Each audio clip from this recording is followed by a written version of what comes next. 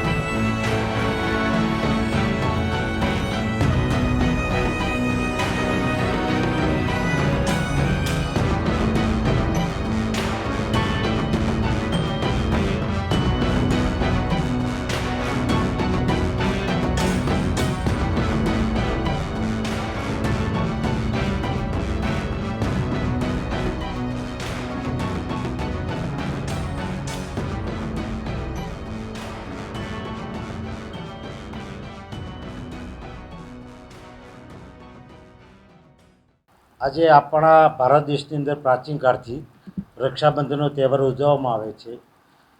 ભારતના ઇતિહાસમાં આનું ઘણું પણ રક્ષાબંધનનું વર્ણન પણ મળે છે. આપણા ગુજરાત જેલ વિભાગની અંદર ગુજરાત જેલ વિભાગના વડા શ્રી રાવ સાહેબ, આઈજીપી ચૌહાણ સાહેબના માર્ગદર્શન હેઠળ આજે રક્ષાબંધનનો તહેવાર અત્રેની સબ જેલ મોડાસા ખાતે ઉજવવામાં આવેલ છે. આજે દરેક બંદીવાનોને પોતાની સગી બહેનો આવી એ લોકોને હાથે રક્ષા બાંધી મોઢું ગળ્યું કરાવી અને શુભેચ્છાઓ પાઠવે છે. જેલમાંથી જલ્દી છૂટી જાય શુભકામનાઓ લોકો પાઠવે છે.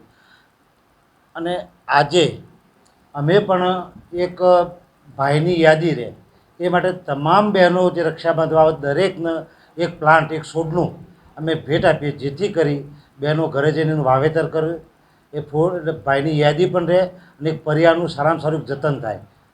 એ શુભ આદેશથી આજે રક્ષાબંધન સબજેલ મોડાસા ખાતે ઉજવવામાં આવેલ છે. આજની તારીખમાં કુલ આપણે 108 બંદીવાનો જેલમાં છે અને વર્ષો સુધી આપણે ગુજરાત જેલ વિભાગની અંદર રક્ષાબંધનનું પર્વ ઉજવવામાં આવે છે. વૈષ્ણવજન તો તેને કહીએ જે પીડ પરાઈ